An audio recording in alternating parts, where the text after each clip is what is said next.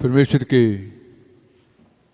पवित्र नाम की तारीफ हो कि हम सब खुदावंद खुदा की हजूरी में हैं। तो हम सब प्रभु का धन्यवाद करते हैं।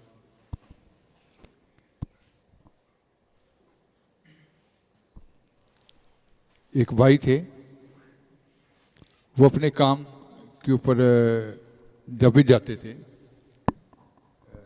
मान लीजिए कि वो जॉब करते थे, तो उसके ऑफिस के जो लोग थे वो अक्सर उसके बारे में बातें करते थे, उसकी पीठ पीछे बातें करना या उसके विरोध में बातें करना।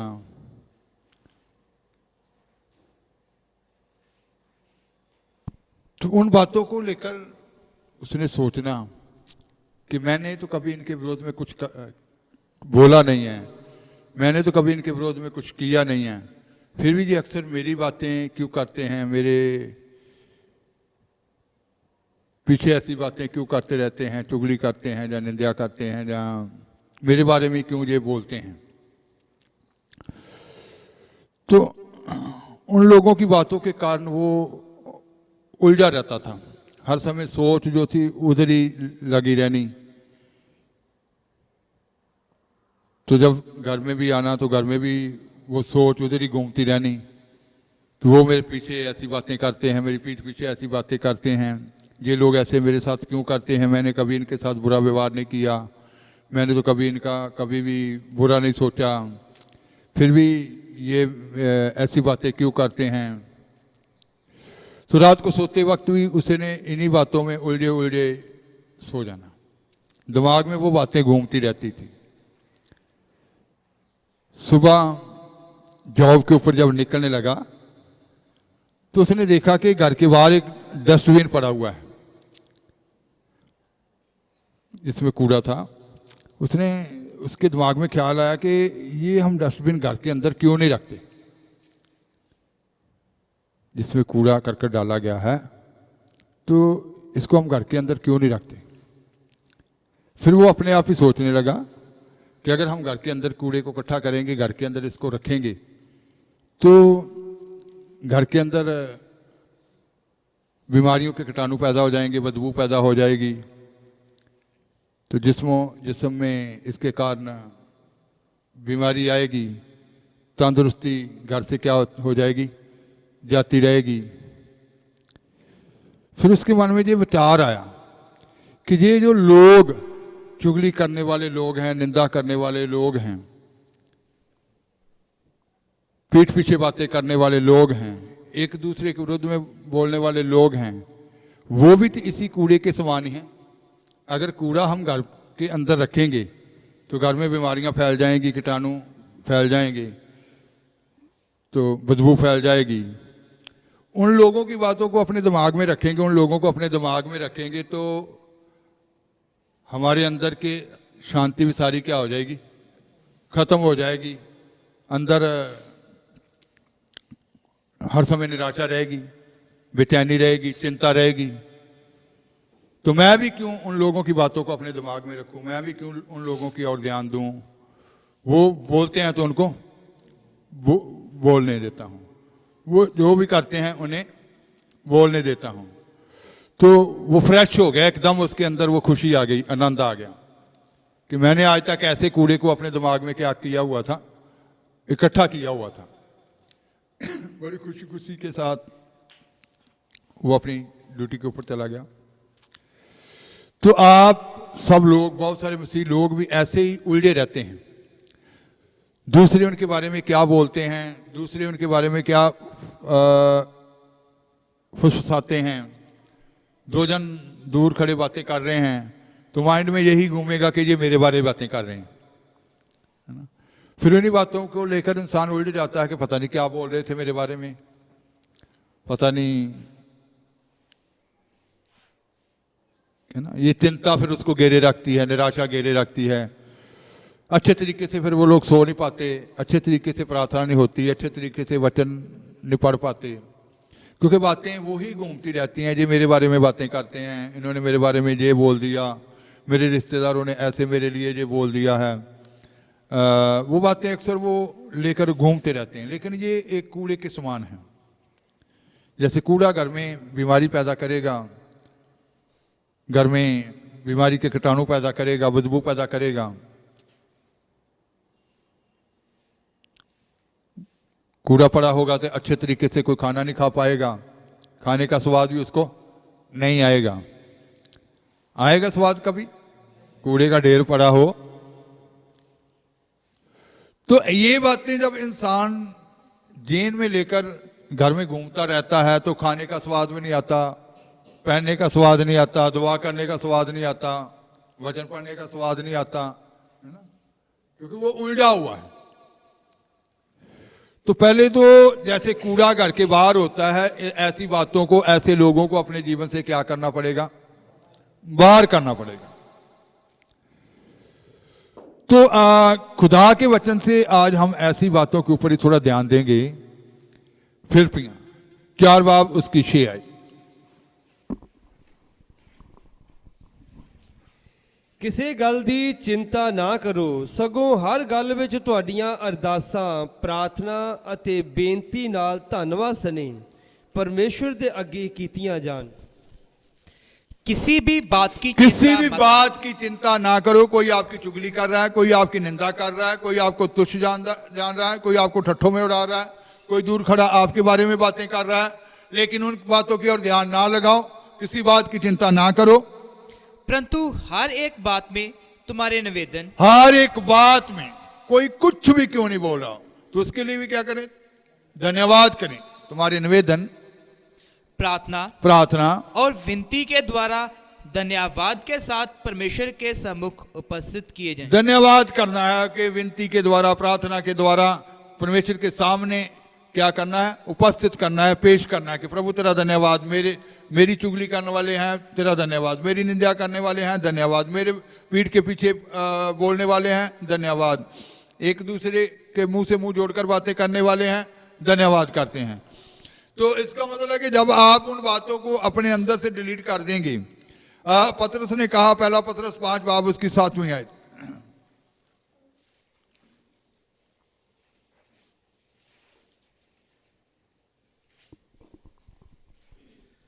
ਅਤੇ ਆਪਣੀ ਚਿੰਤਾ ਉਸ ਉੱਤੇ ਸੁੱਟ ਛੱਡੋ, ਕਿਉਂ ਜੋ ਉਹਨੂੰ ਤੁਹਾਡਾ ਫਿਕਰ ਹੈ।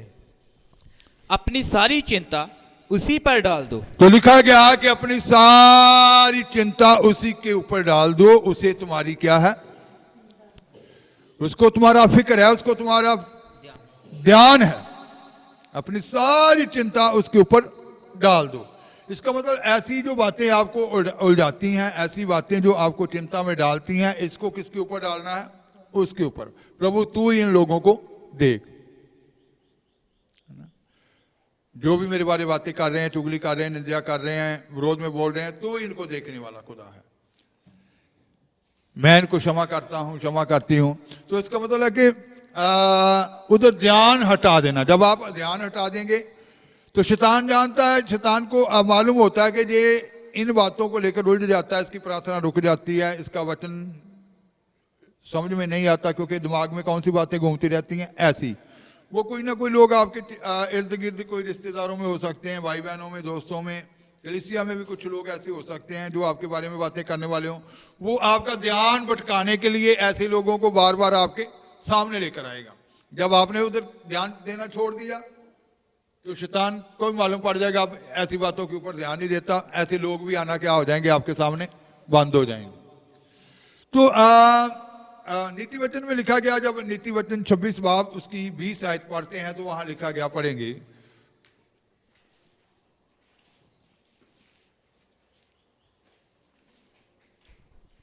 बुद्धवान राजा दुष्टां ਨੂੰ फटक 26 बाब उसकी 20 आयत।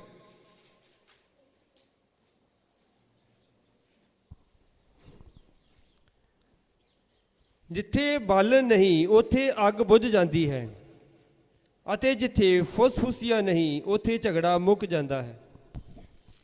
जैसे लकड़ी ना होने से आग बुझती है, जैसे लकड़ी ना होने से आग बुझ जाती है, उसी प्रकार जहां कानाफूसी करने वाला नहीं वहां झगड़ा मिट जाता है। उसी प्रकार जहां कानाफूसी करने वाले नहीं होते वहां झगड़ा क्या हो जाता है? मिट जाता है, खत्म हो जाता है। तो इसका मतलब है कि कानाफूसी करने वाले लोग जो होते हैं तब तक हैं जब तक आप उधर क्या करते हैं, ध्यान लगाते हैं।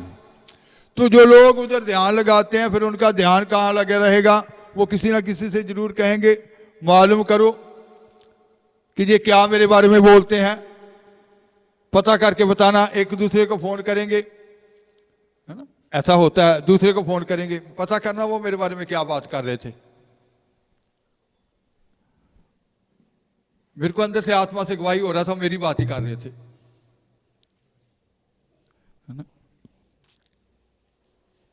पवित्र आत्मा झूठ थोड़ी बोल सकता है, पता करना। तो लेवी व्यवस्था 19 बाब उसकी 16 है।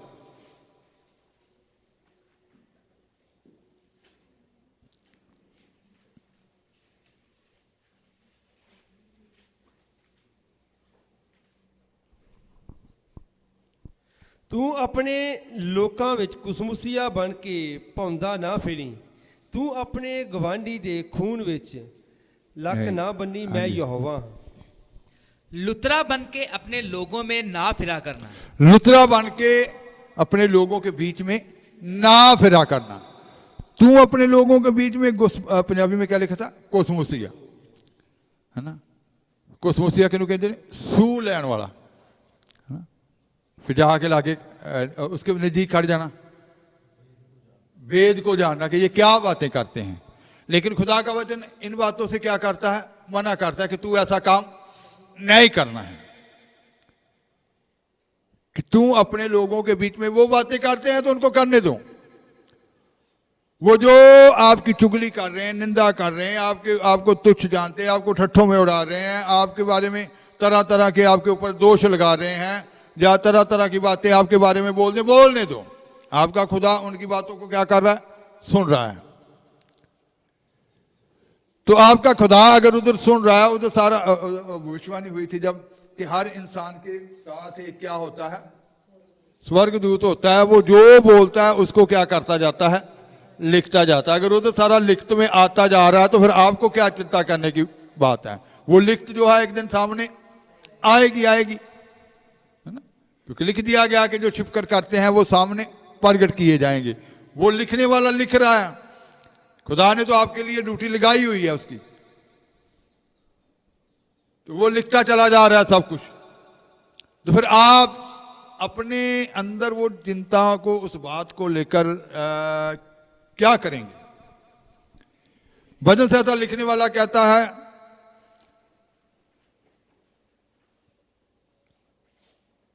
भजन संहिता 12 बाब उसकी 2 आयत से 4 आयत तक, ਉਹ ਇੱਕ ਦੂਜੇ ਨਾਲ ਝੂਠ ਬੋਲਦੇ ਹਨ ਅਤੇ ਚੋਪੜੇ ਬੁੱਲਾਂ ਅਤੇ ਦੋ ਦਿਲੀ ਨਾਲ ਗੱਲਾਂ ਕਰਦੇ ਹਨ। ਯਹੋਵਾ ਸਾਰੇ ਚੋਪੜੇ ਬੁੱਲਾਂ ਨੂੰ ਨਾਲੇ ਉਸ ਜੀਭ ਨੂੰ ਜਿਹੜੀ ਵੱਡੇ ਬੋਲ ਬੋਲਦੀ ਹੈ ਵੱਢ ਸੁੱਟੇਗਾ, ਜਿਨ੍ਹਾਂ ਨੇ ਆਖਿਆ ਹੈ ਭਾਈ ਅਸੀਂ ਆਪਣੀਆਂ ਜੀਭਾਂ ਨਾਲ ਜਿੱਤਾਂਗੇ, ਸਾਡੇ ਬੁੱਲ ਸਾਡੇ ਆਪਣੇ ही ਹਨ, कौन ਸਾਡਾ मालिक है। प्रत्येक मनुष्य अपने पड़ोसी से झूठी बातें कहता है। प्रत्येक हर एक मनुष्य अपने पड़ोसी से क्या कहता है, झूठी बात कहता है। वह चापलूसी के ओठों से, चापलूसी के होठों से दो रंगी बातें दो रंगी बातें करते। दो रंगी का मतलब है कि अंदर कुछ और होता है, होठों पे कुछ और होता है। हाँ जी। प्रभु सब चापलूस होठों को और उस जीभ को जिससे बड़ा बोल निकलता है काट डालेगा। सब चापलूस होठों को और उस जीभ को जिससे बड़ा बोल निकलता है उसको क्या करेगा, काट डालेगा। मैं आपको एक पहले एक एग्जाम्पल बताना चाहता हूँ। उस जीव को क्या करेगा, काट डालेगा। एक किसान था, साथ वाले जो किसान था दूसरे खेत वाला, उसके साथ उसका झगड़ा हो गया। वो किसान पूरा क्रोध में आ गया, गुस्से में आ गया, बहुत गाली निकालने लगा, बुरा भला बोलने लगा साथ वाले किसान को। बहुत उसने ऊंचे ऊंचे उसको बोलना शुरू कर दिया। चलो दूसरे लोगों ने मामला शांत कराया। बाद में उसको बड़ा पश्चाताप हुआ। उसके मन में वो बातें चुभने लगी कि मेरे से ये गलत बातें बोली गई हैं, ये गलत शब्द बोले गए हैं, मुझे ऐसा नहीं बोलना चाहिए था, मुझे ऐसा गुस्से में नहीं आना चाहिए था, मुझे ये बातें नहीं बोलनी चाहिए थी। वो किसी संत के पास चला गया कि मैंने किसी को ऐसे बहुत बुरा भला बोल दिया है, मैंने उसकी गाली निकाली, या जो क्रोध में जो जो भी जुबान के ऊपर बातें आती गई, बोलता गया, दोष लगाना या कुछ भी लगा लीजिए। तो वो उस संत के पास गया कि मेरे से ऐसे ऐसे दूसरे को गुस्से में, क्रोध में बहुत सारी बुरी बातें बोली गई हैं, मेरे को बहुत पश्चाताप हो रहा, ये बातें मेरा पीछा नहीं छोड़ रही, मैं इन बातों के कारण बहुत बेचैन हूँ, बहुत परेशान हूँ, मैं उन अपने बोले गए शब्दों को वापस लेना चाहता हूँ, आप कृपया करके मुझे एक उपाय बताएं, कोई उपाय बताएं। उस संत ने कहा कि पक्षियों के खम इकट्ठे करके लेकर आओ। तो वो पंछियों के वो पंख जो थे उनको क्या लेकर आया, इकट्ठे करके लेकर आया। तो उसने कहा कि इसको जाकर बीच रास्ते में, चरस्ते में जाकर सारे पंख जो है उसको क्या कर दो, रख दो। तो अगले दिन वो कहता वो संत ने फिर आया, हाँ जी मैंने रख दिए उधर। तो अगले दिन उसको कहा कि वो जितने पंख उधर रख के आए हो उनको वापस लेकर आओ।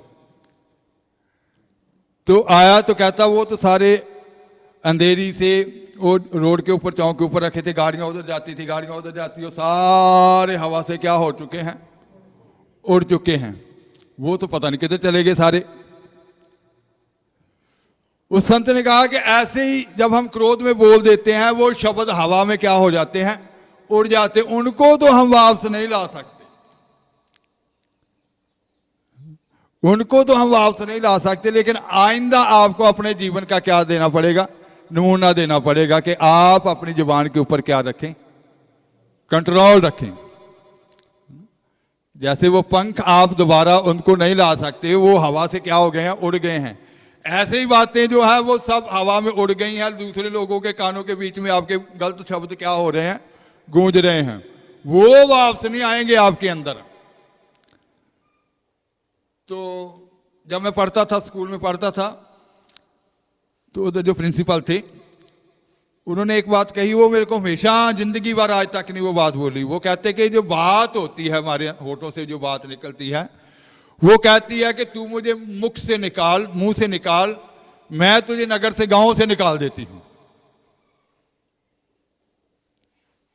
समझ रहे कि जो एक बार हम बोल देते हैं, क्रोध में, गुस्से में बोल देते हैं, वो लफ्ज दोबारा फिर हमारे अंदर नहीं आ सकते, उसका फिर पश्चाताप होता है इंसान को। तो जैसे वो किसान उन पंखों को दोबारा इकट्ठा करके नहीं ला सका, तो आप भी उन बातों को, बोली बातों को दोबारा इकट्ठा नहीं कर सकते, लेकिन अपने जीवन को दूसरों के लिए आइंदा एक आदर्श जरूर बना सकते हैं कि वही लोग कहें कि अब तो इसका जीवन क्या हो चुका है, बदल चुका है, अब तो ये बहुत ही नम्र हो चुका है, अब तो इसका बहुत शांत स्वभाव हो चुका है, अब तो कभी ये पलट के कभी भी जवाब नहीं देता। तो ऐसे लोग जो बोलते हैं, तो आप उनकी बातों की ओर ध्यान देते हैं, तो उनके लफ्ज जो बिखर रहे हैं हवाओं में, वो लोग कभी इकट्ठा नहीं कर पाएंगे। लेकिन खुदा का वचन कहता है, अब फिर से पढ़ेंगे इनको, 12 की 2 से 4। प्रत्येक मनुष्य अपने पड़ोसी से झूठी बातें कहता हाँ, है, प्रत्येक मनुष्य अपने पड़ोसी से झूठी बातें कहता है, वह चापलूसी के होठों से दो रंगी बातें करते वह हैं। चापलूसी के होठों से दो रंगी बातें करते हैं। प्रभु सब चापलूस होठों को और उस जीभ को जिससे बड़ा बोल निकलता है काट डालेगा। प्रभु उन सारे चापलूस होठों को और उस जीभ को जो जिससे बड़ा बोल निकलता क्या करेगा, काट डालेगा। वह कहते हैं हम अपनी जीभ ही से जीतेंगे। वो कहते हैं कि हम ऐसे बातें करके ही क्या हो जाएंगे, जीत जाएंगे, दूसरों को दबा लेंगे।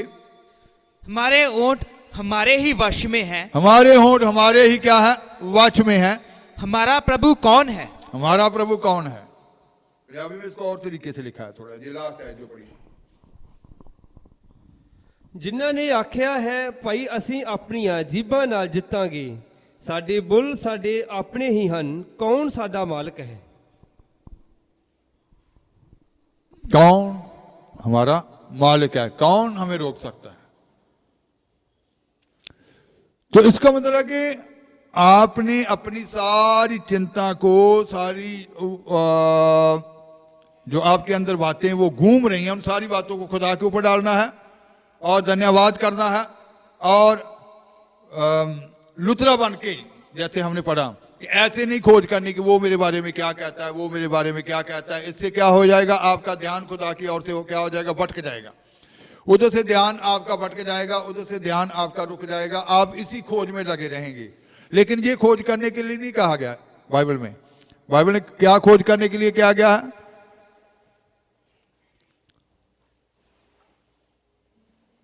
स्वर्ग की राज की खोज करना है, सच्चाई की खोज करना है, खुदावंद खुदा की खोज करना है, उसको ढूंढना है, उसको ढूंढना है। ये बातें तो अक्सर आपको मिल ही जाएंगे, रिश्तेदारों में मिल जाते हैं, बहन भाइयों में मिल जाते हैं, दोस्त मित्रों में मिल जाते हैं। आप जल्द पहचान जाएंगे ये बातें, ये लोग मेरी बातें करते हैं, तो फिर उन लोगों की ओर ध्यान देते रहेंगे तो फिर मालूम तो पड़ ही चुका है। फिर उसका क्या लाभ, आपको क्या लाभ है। आप तो अपनी जिंदगी जो है, अपना जो समय जो है इन्हीं बातों में क्या कर रहे हैं, व्यतीत कर रहे हैं। आपकी जिंदगी जो है, जो आपकी जो जिंदगी का जो सफर जो है वो क्या होता जा रहा है, खत्म होता जा रहा है। तो आप अपने समय को उधर ही क्यों खत्म कर रहे हैं, अपनी एनर्जी को उधर खत्म कभी भी करना नहीं चाहिए।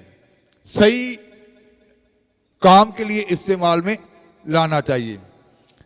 ऐसे लोगों को, जैसे मैंने बताया कि वो घर में कूड़ा रखने से बीमारी, कीटाणु और जो कुछ भी वो फैलता है, बदबू फैलती है, ऐसी बातें भी आपके जिस्म को तंदुरुस्ती कभी नहीं आने देगी। ऐसी बातें आपके जीवन में कभी शांति नहीं आने देगी। ऐसी बातें आपके जीवन में कभी भी वो उन्नति नहीं आने देगी। ऐसी बातें आपके जीवन में कभी भी आगे बढ़ने, आपको आगे नहीं बढ़ने देगी। वो आपके जीवन में क्या करेंगी, रुकावट डालेंगी। आप 1 घंटे का काम होता है, जब ऐसी सोचों में आप सोच रहे हैं, वो ही काम कितने घंटों का हो जाएगा, 3-3, 4-4 घंटे ऐसे, क्योंकि आपका ख्याल उधर है। आप पूरे ध्यान से काम नहीं कर रहे। कोई भी काम है ना, खाना बनाना हो, वस्त्र धोने हो, वस्त्र प्रेस करने हो, या कोई भी काम करना, आपकी सोच उधर लगी हुई है ना। आप वस्त्र अपना सूट प्रेस करते हैं 5 मिनट में या 7 मिनट में, तो आपकी सोच उधर लगी हुई है। तो आप आहिस्ता आहिस्ता कर रहे हैं तो 15-20 मिनट ऐसे ही निकल जाएंगे। आप सब्जी बनाते हैं, फुलके बनाते हैं, 1 घंटे में, 1.5 घंटे में, अगर आपकी सोच उधर लगी हुई है तो आप सब्जी काटने में कितना टाइम क्या कर देंगे, व्यतीत कर देंगे, वेस्ट कर देंगे, क्योंकि आपका ख्याल तो उधर लगा हुआ है। तो आपका समय ऐसे ही क्या होता चला जाएगा, बर्बाद होता चला जाएगा। दिमाग जब फ्रेश होगा, माइंड जब फ्रेश होगा, आपका काम भी जल्दी जल्दी क्या हो जाएगा, खत्म होगा, निपट जाएगा। आप प्रभु के लिए भी पूरा समय निकाल सकेंगे, प्रार्थना के लिए पूरा समय निकाल सकेंगे, वचन पढ़ने के लिए पूरा समय निकाल सकेंगे। तो ये जो उलझाने वाली बातें हैं, आपको उलझाकर रखती हैं, तो जैसे उस भाई की समझ में आ गया कि कूड़े को घर के बाहर क्यों रखा जाता है, डस्टबिन के बीच में घर के बाहर डस्टबिन क्यों रखा जाता है। आपको भी ये समझ लेना है कि उन लोगों को अपने दिमाग से कहाँ रखना है, बाहर रखना है। अपनी जिंदगी में उनको अपने दिमाग में कोई भी स्थान नहीं देना है, वो एक कूड़े के समान है। तो आज उन लोगों की ओर ध्यान नहीं देना, क्योंकि लिखा गया कि प्रभु ऐसे होठों को, चापलूसी वाले होठों को, चापलूसी ऊंचे शब्द बोलने वाले जीव को क्या कर देगा, काट डालेगा। उपदेशक कहता है, सब उपदेशक कहता है, उसकी 12 बाब उसकी 14 आयत, उपदेशक की पोथी सब उपदेशक 12 बाब उसकी 14 आयत।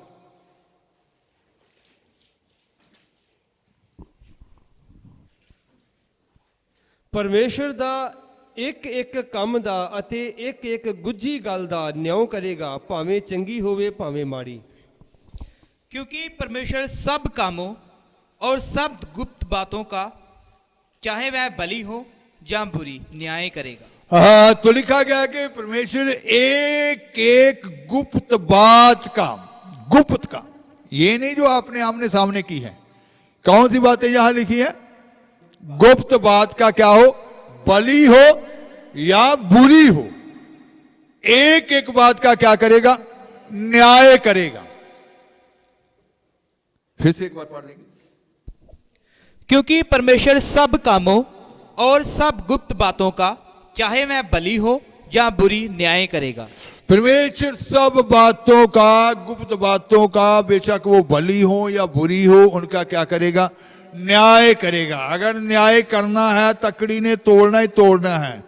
उसको कहा गया मने मने तकेल, तू तोला गया लेकिन क्या निकल आया? कम निकल आया है। जब न्याय होना ही होना है, तकड़ी ने, तराजू ने जब तोड़ना ही तोड़ना है, फिर आप अपने ऊपर चिंता लेकर अपने जीवन में बेचैनियों को, बीमारियों को क्यों बढ़ावा दे रहे हैं? क्योंकि जो इंसान बेचैनी में रहेगा, चिंता में रहेगा, बीमारी भी जरूर उसको क्या करेगी, है ना? चिंता के कारण डिप्रेशन आएगा। तो आप अपने जीवन को उनके कारण क्यों ऐसा कर रहे हैं? तो अपनी सारी फिक्र उन सारी बातों को, जो वो चुगली करते हैं, जो निंदा करते हैं, एक दूसरे के मुंह के साथ मुंह जोड़कर आपके लिए बातें करते हैं, उनको करने दो। इसके लिए क्या करते जाएं? धन्यवाद करते जाएं। प्रभु धन्यवाद करते हैं। है 4 दिन का यहाँ रहन बसेरा, यहाँ रहन बसेरा, ना मैं किसी का ना कोई मेरा, ना मैं किसी का ना कोई मेरा। है 4 दिन का यहाँ रहन बसेरा, है 4 दिन का यहाँ रहने बसेरा, मैं हूँ यीशु का, यीशु है मेरा। मैं हूँ यीशु का, यीशु है मेरा। ये दुनिया ना मुझको पाए, ये दुनिया ना मुझको बाए, तीर गमों के सबसे काए, तीर गमों के सबसे खाए, कराते रहे हम शामो सवेरा, कराते रहे हम शामो सवेरा, ना मैं किसी का ना कोई मेरा, ना मैं किसी का ना कोई मेरा। है 4 दिन का यहाँ रहन बसेरा, है 4 दिन का यहाँ रहन बसेरा, मैं हूँ यीशु का, यीशु है मेरा। मैं हूँ यीशु का, यीशु है मेरा। तो इसका मतलब है कि अपनी सारी चिंता क्या करने हैं? खुदावंद खुदा के ऊपर डालना है। वही आपका खुदा है, वही आपको शांति देने वाला है, वही आपका दोस्त है, वही आपका मित्र है, वही आपका भाई है, वही आपकी बहन है, वही आपका सारा कुछ, माँ बाप भी सब कुछ वही है, सब कुछ आपका। जब है ही वही है सब कुछ, तो फिर आप उन लोगों के कारण क्यों चिंता में जाते हैं? करने दो उनको उनकी बातें। नेहमिया कहता है, जब नेहमिया 8 बाब उसकी 10वीं आयत पढ़ते हैं, नेहमिया 8 की 10,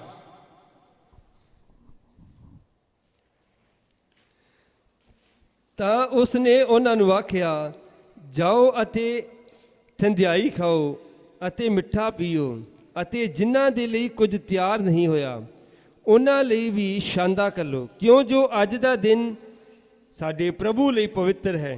ਅਤੇ ਤੁਸੀਂ ਝੁਰੇਵਾਂ ਨਾ ਕਰੋ, ਕਿਉਂਕਿ ਯਹੋਵਾ ਦਾ ਆਨੰਦ ਤੁਹਾਡਾ ਬਲ ਹੈ। फिर क्या कह रहा है? यहोवा का आनंद आपका क्या है? बल है। हाँ जी, पढ़ेंगे।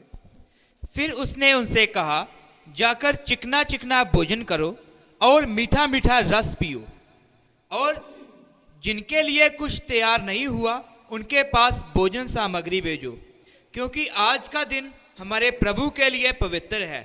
और उदास मत रहो, क्योंकि यहोवा का आनंद तुम्हारा दृढ़ उदास मत रहो, यहोवा का आनंद तुम्हारा दृढ़ गढ़ है। Hallelujah, hallelujah, hallelujah. उदास मत रहो, यहोवा का बल, यहोवा का आनंद तुम्हारा क्या है? आपका दृढ़ गढ़ है। तो इसका मतलब है कि ऐसी बातों को अपने अंदर से क्या कर दो, ऐसे लोगों को अपने अंदर से क्या कर दो, बाहर निकाल दो, अपने दिमाग से बाहर निकाल दो। चुगली करने वालों को, निंदा करने वालों को, तुच्छ जानने वालों को, ठट्ठे करने वालों को, आपके बारे में बातें करने वालों को, आपके उनके पीछे खुरा खोज नहीं निकालना है, लुतरा बन के उनके पीछे पीछे नहीं घूमना है कि ये मेरे बारे में क्या बोलते हैं। उन्हें बोलने दो।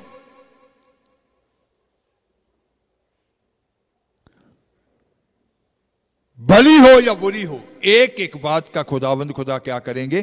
न्याय करेंगे। इसलिए आप अपने खुदा की ओर देखें और शांति से, आनंद से भरे रहें, क्योंकि वही आपका दृढ़ गढ़ है, वही आपका बल है, वही आपकी ताकत है, वही आपकी जीत है।